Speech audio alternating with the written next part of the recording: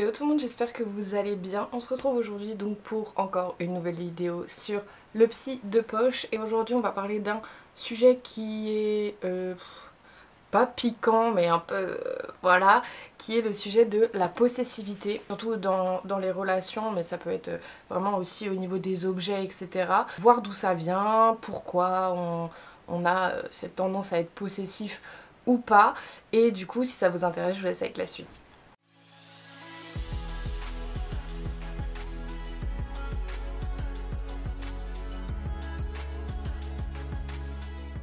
Ce qu'il faut savoir sur la possessivité justement, c'est que c'est une autre façon d'extérioriser notre sentiment d'insécurité. Que justement cette possessivité, elle se concerne des personnes ou des objets.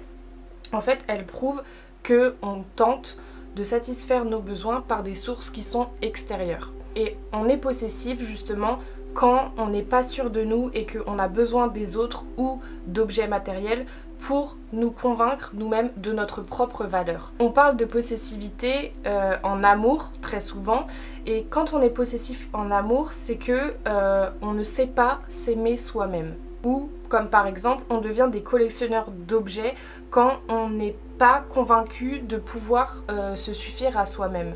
Mais ce qu'il faut bien savoir, c'est qu'aucune chose extérieure à nous-mêmes ne nous appartient. Elle peut être à notre disposition pendant un certain temps, mais en fait on n'est pas disposé à la garder indéfiniment. Et quand on est possessive, on essaye souvent de garder ces choses en s'accrochant à elles corps et âme. Mais il y a là un paradoxe assez intéressant, c'est que justement ce fait de vouloir garder pour soi cette avarice, elle aboutit très fréquemment à la perte de l'objet de notre attachement ou à la perte de la personne. Et on entend des fois si t'es pas jaloux, si t'es pas possessif, etc., c'est que t'es pas vraiment amoureux, etc.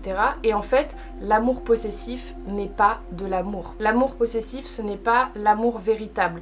L'amour possessif, c'est plutôt un véritable besoin plutôt qu'un véritable amour. Parce que notre comportement est très différent selon si on a besoin de la personne ou de l'objet, ou si on aime vraiment la personne ou l'objet. Quand on est possessif aussi, on essaye très souvent de résister au changement. On essaye de garder les choses telles qu'elles sont en l'état à l'instant comme ça, parce qu'on ne veut pas que ça change, parce que c'est comme ça que ça nous appartient.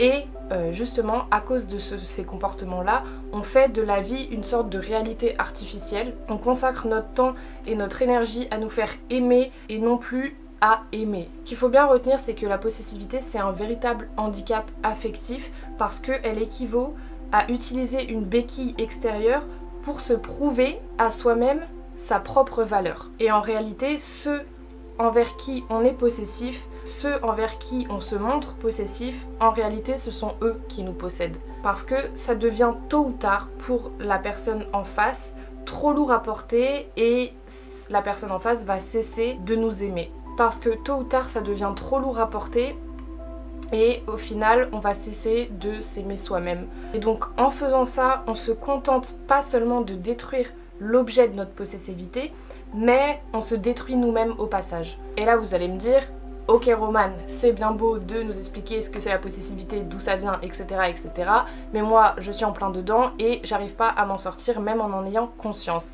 Et ben la seule façon d'en finir justement avec la possessivité, que ce soit pour votre propre bien et pour celui des autres, c'est de subvenir à vos propres besoins d'amour et d'estime. Il va falloir que vous essayiez de vous accorder tout ce que vous accordez aux autres à vous-même en fait. Et il va falloir que vous essayiez de vous accorder à vous-même tout ce que vous attendez que les autres vous accordent. Je sais pas si c'est très compréhensible, j'espère que vous m'avez comprise. Imaginez-vous en fait sans rien à l'extérieur et concentrez toute votre attention sur ce qui est à l'intérieur de vous. Ça peut sembler très terrifiant, ça peut faire très peur. Tout ce qui fait votre valeur en fait se trouve en dehors de vous et ne vient pas de l'intérieur de vous. Mais ce qu'il faut que vous sachiez et que j'aimerais que vous reteniez, c'est que vous possédez au plus profond de vous-même tout ce dont vous avez besoin. Ça va peut-être pas vous plaire ce que je vais dire là, mais il va falloir que vous arrêtiez de regarder le monde avec des yeux égocentriques.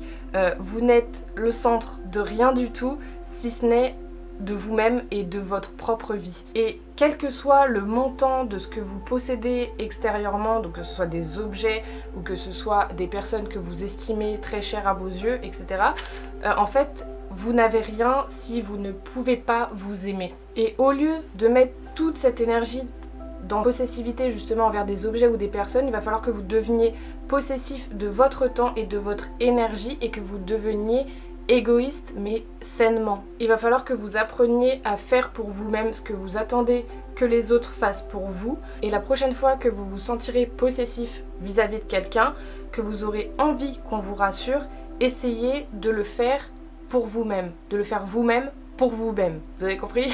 Laissez juste les gens et les choses que vous aimez être eux-mêmes et n'attendez pas qu'ils comblent vos besoins. Et encore un autre paradoxe, c'est que moins vous serez possessif et plus on vous aimera. Moins vous aurez besoin des autres et plus ils auront envie de passer du temps avec vous. Parce que les gens qui sont solides, les gens qui sont bien campés sur leur estime d'eux-mêmes, qui ont confiance en eux, etc., n'ont ni le temps ni l'énergie de se montrer possessifs en fait. Ils sont trop occupés et bien trop satisfaits pour confier à quiconque d'extérieur la satisfaction de leurs besoins. Et ce qu'ils ont fait, c'est qu'ils ont accepté une fois pour toutes le fait que les autres n'ont pas envie en fait de s'occuper d'eux, tout simplement. Et je finirai la vidéo sur quelque chose dont il va falloir que vous vous souveniez, s'il vous plaît. Vous ne pouvez pas être possessif et posséder l'estime de vous-même, parce que la possessivité relève du besoin et l'estime de soi relève de l'amour et des choix. La possessivité, c'est une prison et l'estime de soi, c'est une véritable liberté. Je sais que c'est très compliqué d'acquérir l'estime de soi et moi-même, je ne l'ai pas totalement. Mais j'ai été possessive à un moment de ma vie, surtout dans mes amitiés, et maintenant je le suis plus du tout. Bon, j'ai quand même des petits restes de temps en temps quand je vois un petit truc, je fais « oh !» Mais mes amis ne m'appartiennent pas, mes partenaires amoureux ne m'appartiennent pas, ma famille ne m'appartient pas. Et ça c'est vraiment quelque chose parce que je me suis mis dans la tête et maintenant ça va vraiment beaucoup mieux. Donc voilà, j'espère que cette vidéo vous aura plu et vous aura intéressé. Si c'est le cas, faites-moi des retours dans les commentaires et dans les likes pour le référencement, vous connaissez, ça m'aiderait beaucoup. À vous abonner si vous n'êtes pas encore abonné, activer la petite cloche, etc. Moi je vous fais des gros bisous et je vous dis à bientôt.